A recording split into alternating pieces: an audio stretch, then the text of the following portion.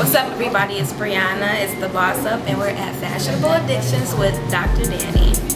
Clouds like steaming violence with cold air, we're reminded. Hi, I'm Dr. Dannie. I'm with the Boss Up.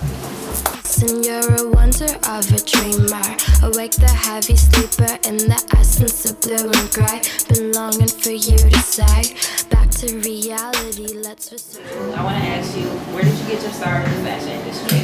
Where did I start? I started working for the Lark clothing store, which was around for 10 to 15 years, and I ran a couple of his stores. And then once he started doing the bankruptcy, I started saving and opened up my own, which was, the first store was called Fashionable Addictions. Okay. And it was in Berwyn, Illinois on Roosevelt and Harper.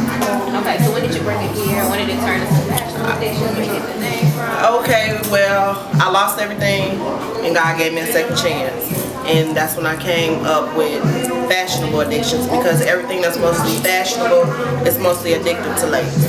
So that's when I came up with the Fashionable Addictions. I went down there to the state building. I'm like, is my name available? They came back and said yes, so I was addictive since then. Okay. Where did you get your name? Because everybody knows it's Dr. Dannie. That's how I found out about you. Where did you get that from? Well, I just started, one day I just came up with, because I'm a gorilla in marketing. So I'm like, okay, let me be outside. Everybody's like, one of my VIP customers just started coming in like, Doctor, I need my meds. And I'm like, okay, so then after that, I'm like, addicts, come get your meds, and it just went from there. The next thing you know, everybody started calling me Dr. Dannie, and here you go, we the fashionable pharmacy. Okay, so what advice do you have for people who are starting off boutique? Your boutique is well known. Basically, to come out with their own niche. It's really no competition. Everybody can open up a boutique. We can have this whole strip of boutiques, but it's like, as long as you have your own niche, everybody can be successful. Like on July 14th, we got our own branding and boutique seminar to start your own boutique. I don't mind sharing the classes on the 250. They missed out on the 189 startup class, but that's only be on July 14th. Okay. But starting your own boutique, my first advice is to come up with a unique name and come up with your own niche. That's the major thing. Okay, so Chicago, we get more boutiques. Do you see any competition, and how do you see yourself with that? How do you separate yourself? Basically, I don't see any competition. I just see that more boutiques need to network. Because if I don't have it, I'm gonna send it to you. It's enough money out here for everybody. So not trying to be cocky, I'm just more humble. Because like I said, my first boutique, I lost it. So I had a second chance, so I don't feel nobody's competition. Because everybody got their own niche. And this is my niche, and this is addiction, and that's why we so addicted. There you go. Okay, so outside of fashionable addiction, you're also a stylist. You do a lot of things, and you've got an opportunity with a lot of celebrities, a lot of people who love hip-hop, Andy, Justin Hernandez. How did you get into that? And it first started out with more women with, I want to say, a little insecure problems, that lost a lot of weight, that didn't know which direction to go. Okay. So then I'm like, hey, I can start this as a business. So then, party promoter started contacting me like, hey, we bring Andy in. She went on Instagram, she love you online, and then it just went from there. And so more photographers started reaching out to me, models started reaching out to me, so I'm like, okay, I'm gonna start my own styling firm. And it just kind of mixed in with my store, because everybody who come and make a purchase, we style for free. So when you get here, we give you the whole hands-on. Let me style you from head to toe if we have it available for you. If not, if I could dress you, I'm gonna say, okay, I don't have the shoes for you, but you can go here to Bloomers, or you can go next door to Shoe Me, or you can go to Epitome Boutique, because I look on everybody's page. And that's how I network. There you go. Always, always. amazing. That's something that everybody's not doing. So that's what separates you. Okay, thank you.